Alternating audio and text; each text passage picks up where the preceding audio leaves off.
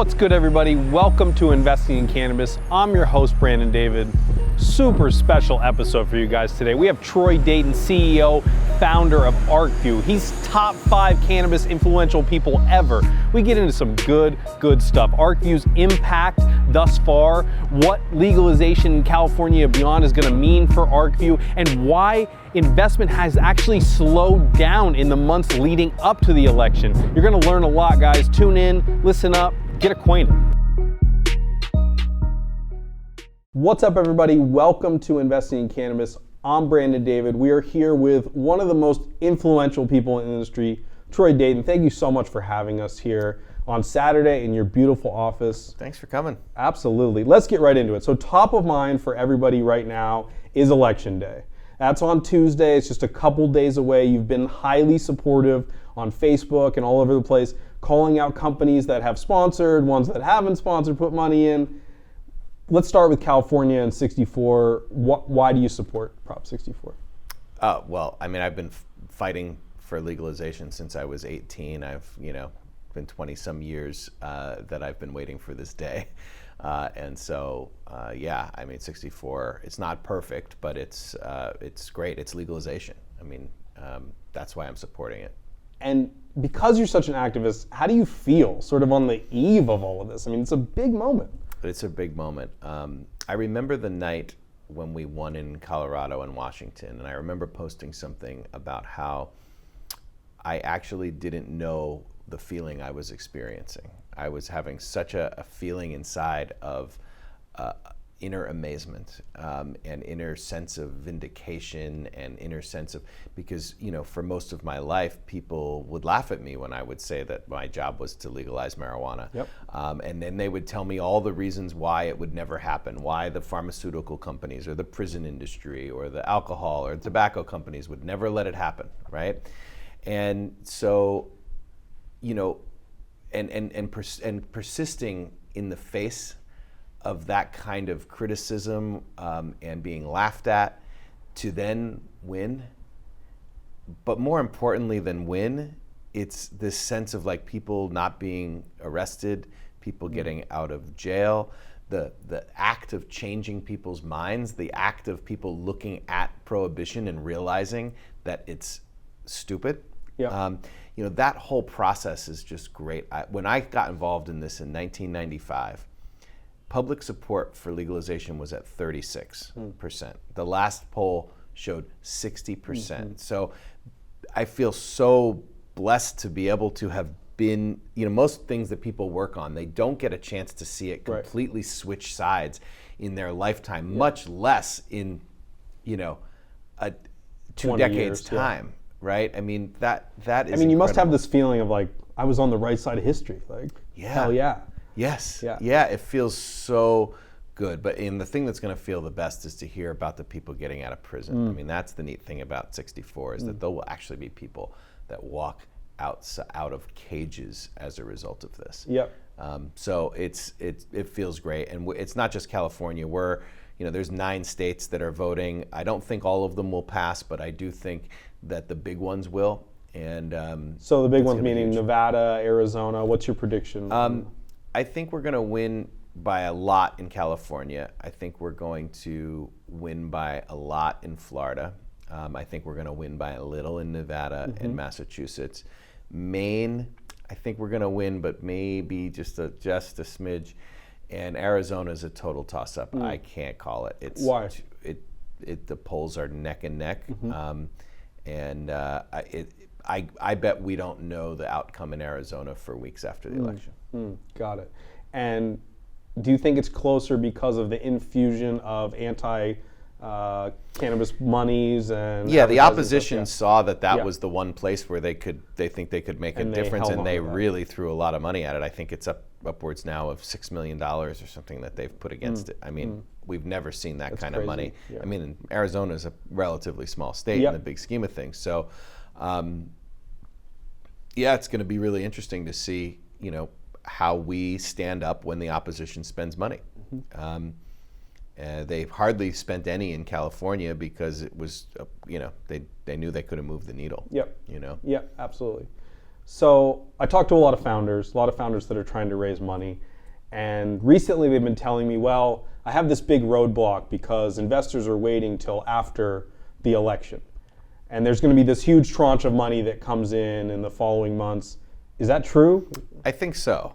We've certainly seen a counterintuitive slowdown in investment. You'd think, wow, you've got a market growing at 29% compound annual growth rate. You've got all these ballot initiatives. Everybody, has known for a long time California is going to pass it. The polling's been phenomenal. And that's the 6th largest economy in the world, which is crazy. You'd think people would be throwing capital down left and right, but they're not.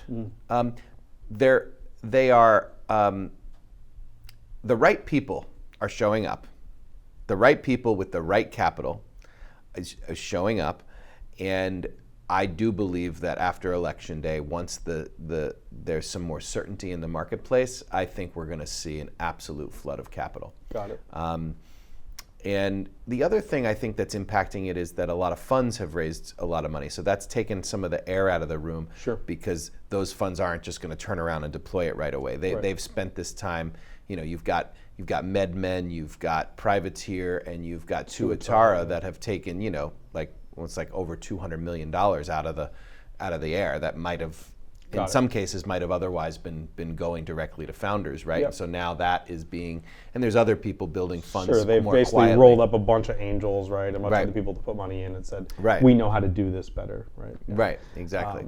Got it. So how does Arcview stand to benefit from this? I mean, if all this money comes in, what does Arcview look like for the next year? How do you benefit from that?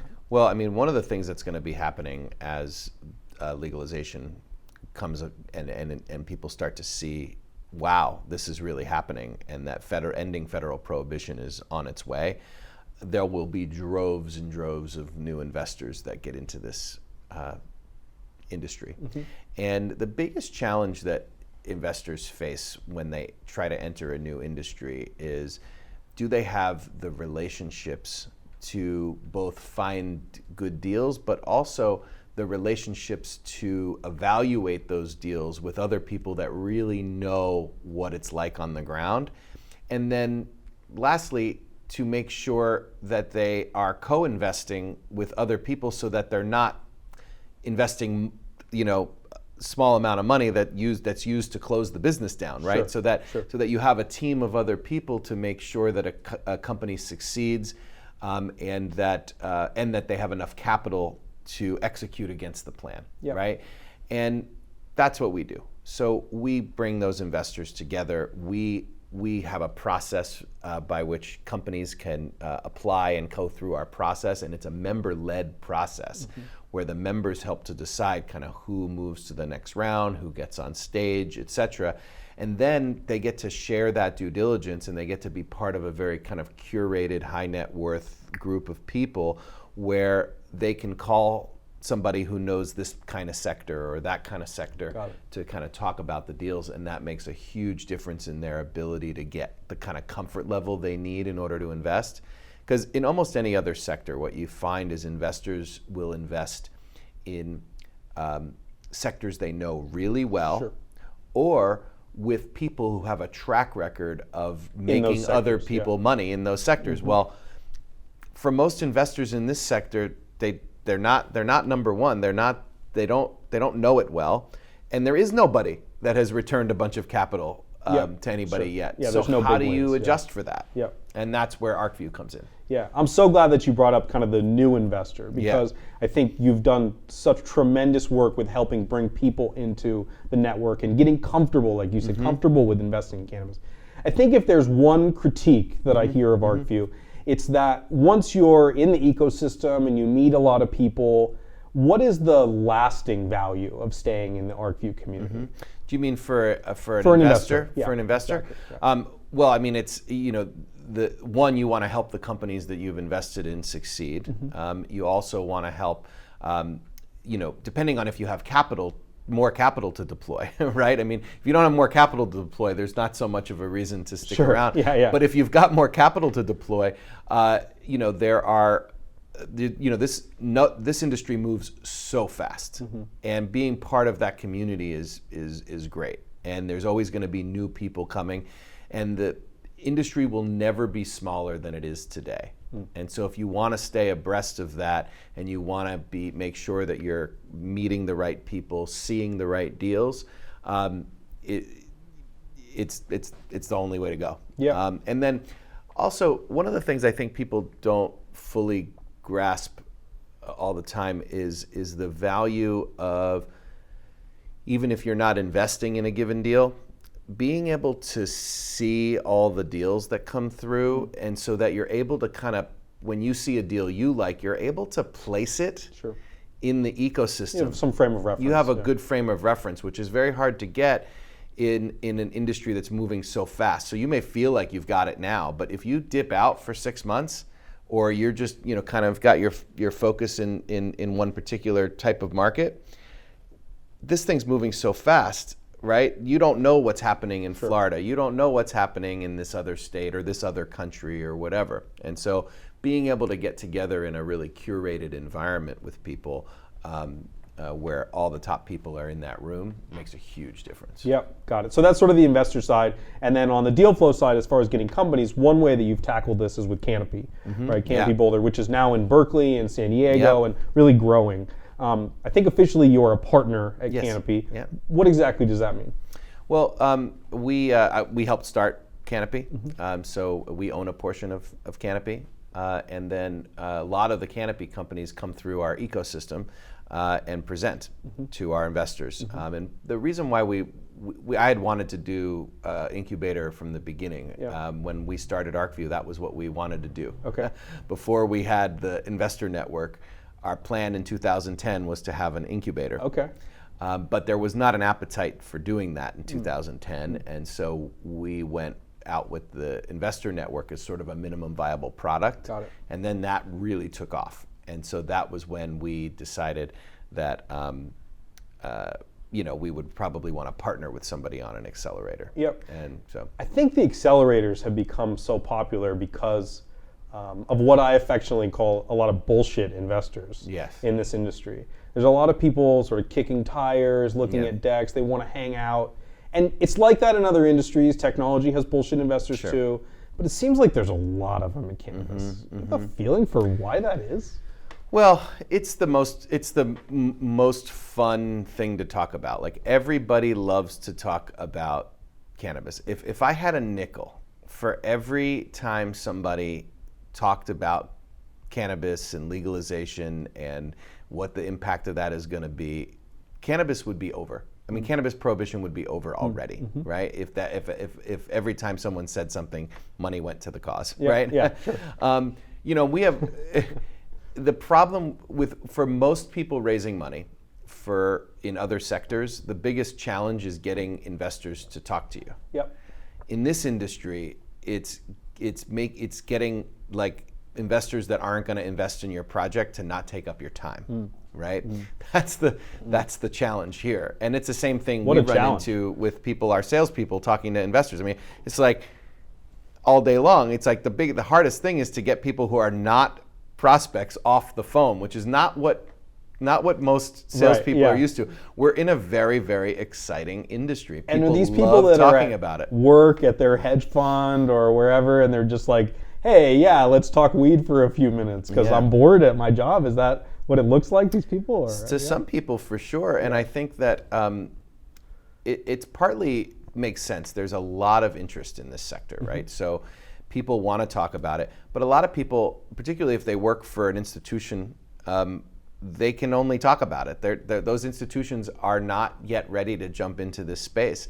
And so, that's partly why a lot of conversations don't go anywhere, right? If you ask the average person before they've actually started raising the money and they've just had preliminary conversations, they'll all tell you, oh, it's all soft circled already. Right. They're like, yes. And if you were in any other business, one of my favorites. If you were in any other business, you could probably count on 70% of that soft circled money. In the cannabis industry, you should only be counting on about 30% of it. and it's not because I think people have good intentions. I think that this industry is just a little bit different, which is that, by the time the lawyers take a look at it, by the time that and by the time that initial excitement fades because it's the cannabis industry, you're left with, it's a little harder for people to pull the trigger.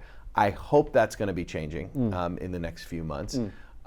It's one of the, by the way, it's one of the reasons why Arcview has been so successful, because we've got a group of investors who've already sort of pre-selected and spent some money in order to be in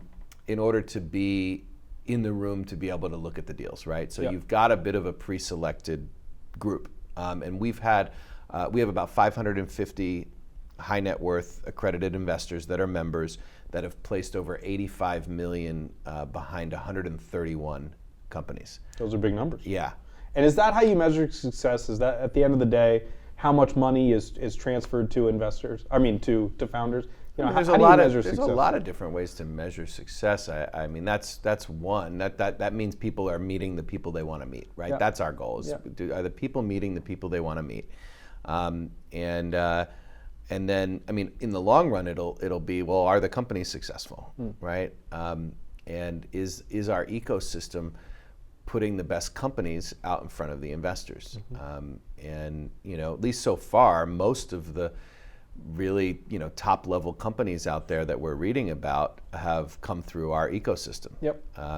Ease and Meadow and MJ Freeway and I mean, there's Medicine Man and Spark, all those different, M. Hardeen, all have all come through us. Yeah, the cool thing about some of those companies you just mentioned is now they've sort of come full circle, and now they're sponsoring different events, right? Which is, in such a short amount of time, has to feel cool for you as well. Yeah. No, I mean, this is where it allows us to say, we see these deals first. No, absolutely. So you have such a rich activist history. And that really is the case with a lot of people that are in cannabis. The question is really, after we get through this transition, when prohibition is over, does the cannabis industry have a place for those activists? I mean, do those skill sets transfer? Well, look, this is an industry born out of a movement. And as long as there's a single adult anywhere in the world that is being punished for this plant, we're not solely an industry. We're still a movement. And government relations is going to be important, perhaps more important in a post-prohibition world. You got to remember, it's only been a few years ago that we finally got the right to be able to ship alcohol across state lines. Right? I mean, alcohol prohibition ended, 60 some years ago, right? So. Or longer than that. A long time ago. A long time ago.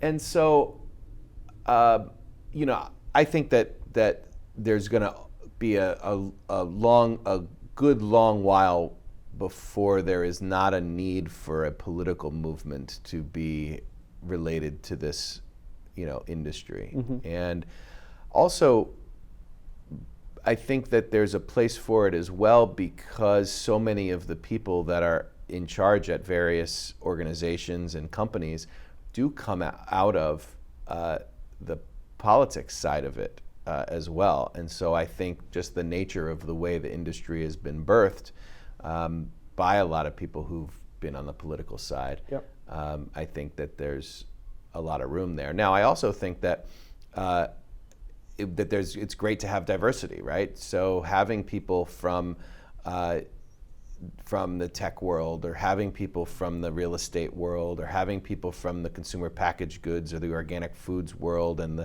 the health food and the ag tech world, and we need as many smart people from as many domains as possible, right? Exactly. I mean, that's really the answer. So not everybody is pro 64, right? Let's bring it back to California here. There's a big constituency, specifically on my Facebook feed, that is anti.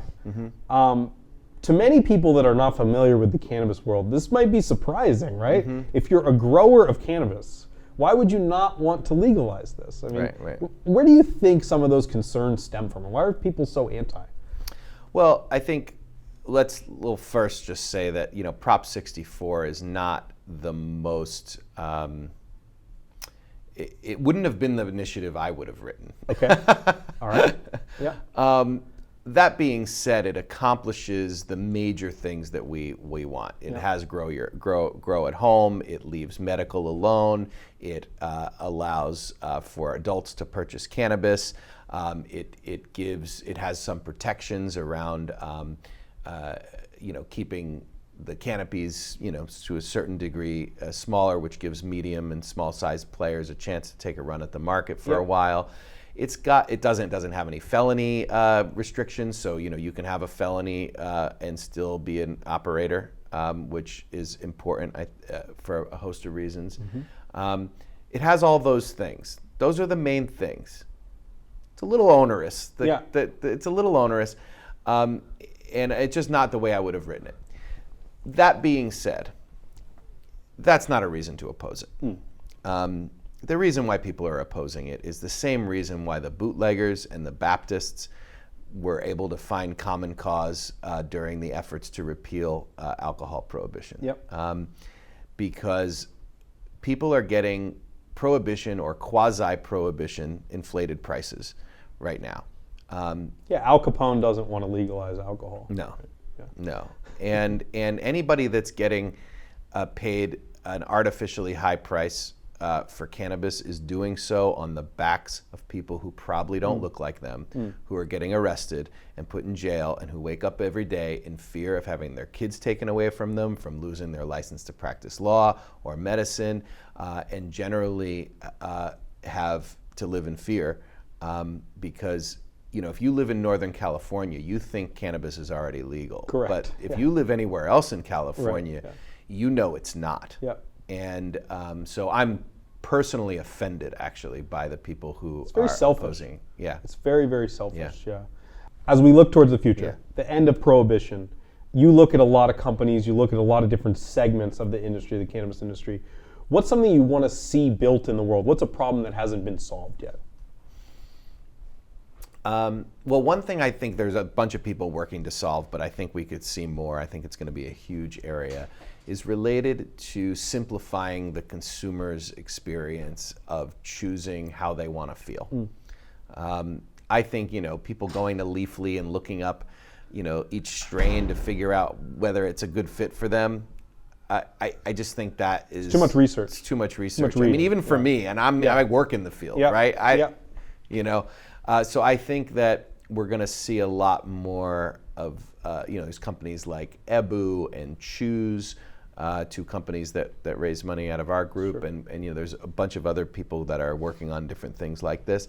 But simplifying that experience so that when people can have a repeatable experience that gives them the same experience, that's the key. Because so many people don't use cannabis because even though 80% of the time it makes them feel one way, 20% of the time it makes them feel completely the opposite. And that lack of reliability really, I think, turns a lot of people off to cannabis who otherwise would be really excited about it. And the key is low dosages. I mean, I agree. It's the thing I see over and over and over again. Somebody had one negative experience that their cousin gave them this crazy weed brownie they made in their kitchen, and it probably had, 600 milligrams of THC in or something, and they had a terrible experience, and then they don't want to try again, right? So that consistency and that brand understanding, when you go stay in a Marriott, you know what you're going to get, right? And that's the same thing that we have to create here. Exactly. Cool. So I know you got the big Arcview event coming up in Vegas this coming week, or next week rather, and then there's something in LA coming up too, you said, right? Yeah, our next big one will be January 16th through 18th in Los Angeles. Where in LA do you do it? Off the top of my head, I actually don't know the answer. No worries. But it's a nice place. It'll be a great place. And that's going to be good. I mean, especially post legalization, it's going to be a lot of excitement, and so I think that's going to be a really, really strong event for us. And then we're in Barcelona, March 7th. Cool. I actually studied abroad. Eric and I, the producer, studied abroad in Barcelona for 6 months. It was a rad place. Have you been before? I've not been. Oh, you're going to have a good time. Yeah. Man. So we're gonna have some European companies present. It's very exciting what's happening in Spain. We're going to have some U.S. companies present. and get a chance for investors to meet each other that are, kind of on either side of the. How have you tapped into the deal flow in Spain? Where did you find those companies? Oh, so we partnered with people who are on the ground in Spain who really understand. We have a financial partner as well as a cannabis-based business partner. Cool. That is there, and they originally came to us and said, "Hey, we want to do an Arcview here," right. and so that was really exciting, and so they're tapped into everybody up there. Very, very cool. Yeah. All right, well, we'll get you out of here on a few fun questions. Yeah. I love to ask the guests, aside from the great work that you do during the day, activism and helping companies raise money, when you go home at night and you're going to consume some cannabis, how do you like to do so? Strains? What kind of device do you use? What kind of smoker are you? What kind of consumer are you? Yeah, pretty traditionally, I'm 2-3 times a week. I'll take 2-3 puffs of maybe a Marley Natural or an open vape thing, or vape pen, or I'll take 2-3 puffs of cannabis that has probably gone stale because I don't smoke it enough. That's the truth. And then also I have one thing I've been liking lately is this spray. Jumbo has I love their stuff. Sublingual CBD spray, yeah. And then this one's not a CBD spray, but yeah. So I'll use that sometimes, particularly out at an event or whatever. I like taking a dose where I don't even know it's where it's later on in the night I look back and be like, but that was fun, right? But I never knew I was stoned. Got it. Right? I just noticed that wow, that was cool. What else? Oh, and lately I've been really enjoying some of these products. Some what do you call it? It's a prototype of a product that has that uses a lot of extra terpenes in it. Really powerful. Interesting. Yeah. So the flavor is just super intense. Yeah. The aroma is super intense without being very potent itself. Exactly. Interesting. Yeah. So that seems interesting to me. I want to try that as well. That sounds cool. Troy, it's been a real pleasure. Yeah. Thanks so much for being on the show and having us here at your Thanks office. for having me. Good luck in Vegas and LA and everything, and thank you for everything you've done for the industry so far. It's been great. You want to plug some more stuff? Arcviewgroup.com. What else? Also Arcview Market Research. If you're, I guess I don't want to move that, but this book is very nice. I have to say, I don't like books, but this would be a cool thing for the coffee table right here. And what's in here? So that is, sort of, this is the 4th edition of the State of Legal Marijuana Markets. So we put out, details on all the states and growth market projections and looking at industry trends. And this one we did in partnership with New Frontier. And so it's a great primer on the industry and where it's at and where it's going and what the investment trends are. So. Got it. And you can get it digitally too as well. Yes, you can get it digitally as well. Arcviewgroup.com, is that Yeah, or arcviewmarketresearch.com as well. Got it. And also I would just say, look, if there's anybody who is raising capital in this space, we'd love to hear from you. These are value-add investors. This is an incredible group. People learn a lot, even if they don't raise capital. They get a lot of value out of it because the people that are there are the people who can create the buzz, who can really connect them. Oftentimes are their clients, advisors, things like that as well. And then for investors, if you're a high net worth accredited investor, this is kind of a no-brainer. Yeah, no, it's the best intro into the industry. Yeah. There's no question about it. Yeah, thanks. Troy, thanks again. Yeah. Great to meet you. Yeah. And thanks for watching, guys. We'll see you next time.